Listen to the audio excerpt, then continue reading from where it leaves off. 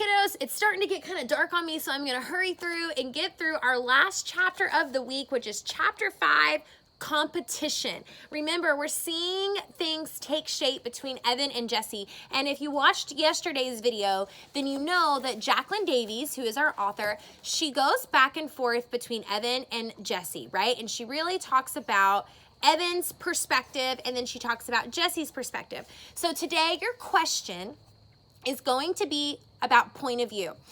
What is the point of view, and how does it impact the story?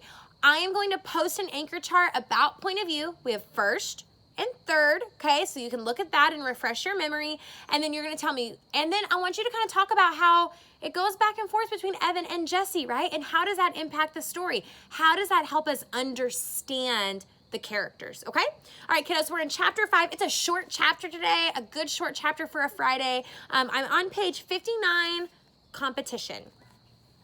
Competition, noun. Rivalry in the marketplace. We all know what a competition is, right? And now, who has one? Evan and Jesse. Dinner that night at the Treskys was quiet, so the explosion that followed seemed especially loud. It was Jesse's turn to clear and scrape the dishes, Evan's turn to wash and stack. Evan looked at the pile of dirty dishes on his left. Jessie was ahead. She was always ahead when it was her turn to clear, but tonight, it felt like she was taunting him.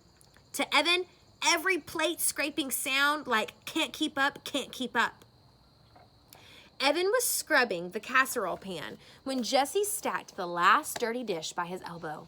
Then she stuck her hands under the faucet to rinse without even saying excuse me, and shook her hands practically in Evan's face and said, "So how much money did you make?" That was it. He couldn't hold it in any longer. "Why'd you do it, huh? Why'd you have to ruin the one thing I had going?" For a second, Evan wasn't sure if he meant the lemonade stand or Megan Moriarty. In a mixed up way, he meant both.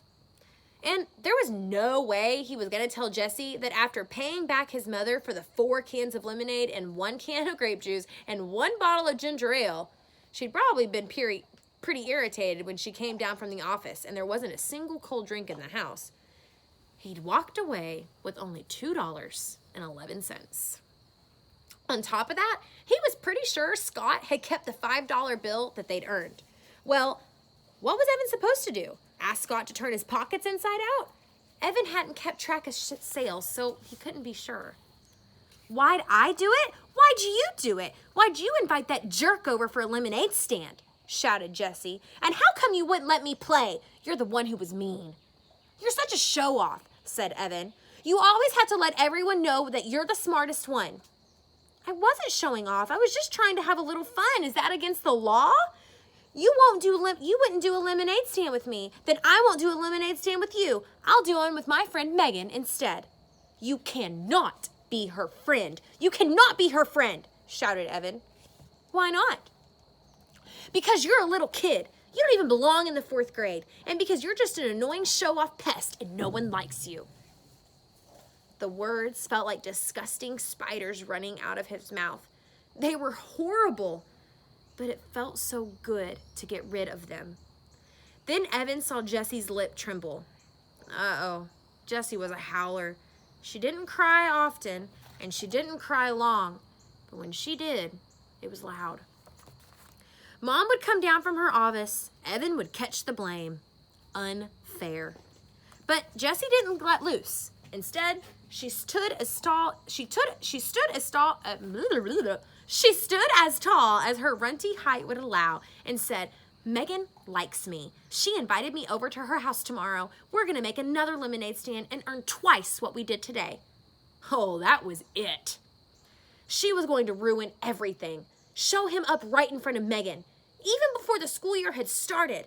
Make Megan think he was some stupid loser who couldn't even beat out his baby sister at a lemonade stand. Evan boiled over.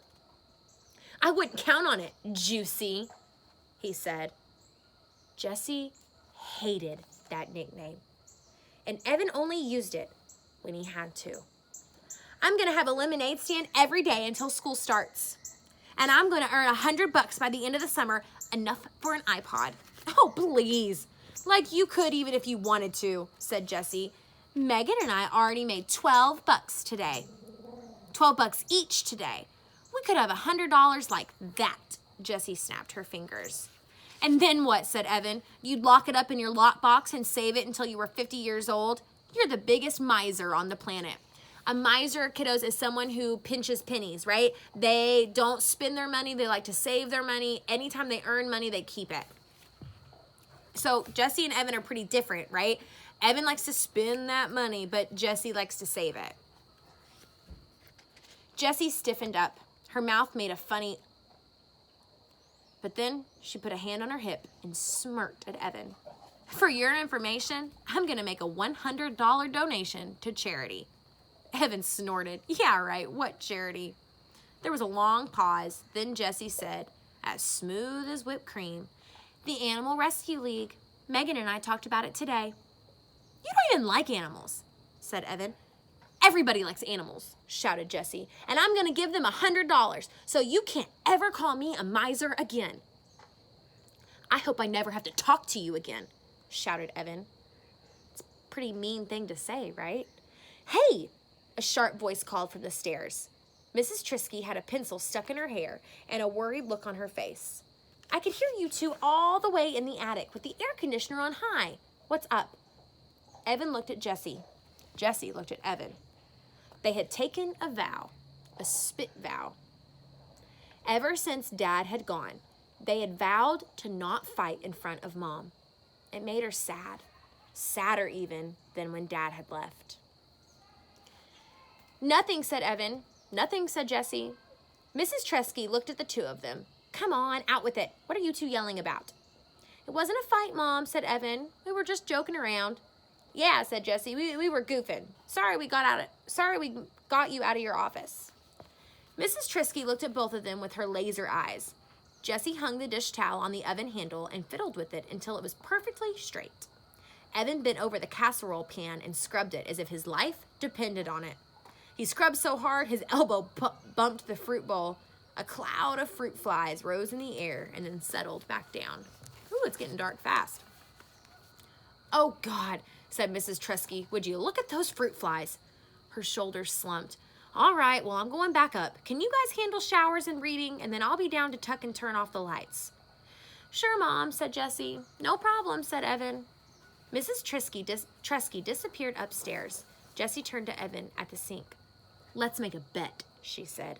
Whoever earns $100 wins, and the loser has to give all of their earnings to the winner. Evan shook his head. Not fair, he said. You've already got money saved up. That money doesn't count, said Jessie. We'll start with today's earnings, and it's all got to be from selling lemonade. No mowing lawns or sweeping out the garage or anything else. Aw, what if neither of us makes... And what if neither of us makes 100, said Evan, not liking the sound of this deal. Then whoever makes the closest to 100, and even if we both make over 100, whoever makes the most money wins the bet. When do we count up the money? Asked Evan. Jessie thought about that. Sunday night, right before fireworks. She looked straight at Evan. Huh? What do you say? Evan didn't like bets. He really wasn't that into competition. He loved to play basketball and always gave it his all, but winning or losing didn't make much of a difference to him. He just liked to play. But this was different. This mattered. If he didn't beat Jessie at this bet, if he couldn't win against his little sister in a lemonade war, then Evan thought of the school year stretching out in front of him. It was all over. He might as well just give up on everything right now. It's a bet, $100 by Sunday night. Winner takes all. He shook his wet hands over the sink, dried them on the dish towel, and gave Jessie his most menacing look. You better pray for mercy. All right, kiddos, the lemonade war is in full effect, and now we know what they're playing for, right? Whoever makes the most money has to give whoever makes the least amount of money has to give all their money to the person who made the most amount, right? Okay, so your question today, point of view. What is the point of view, first or third? How does it impact the story? Let me know if you guys have questions. I love you guys.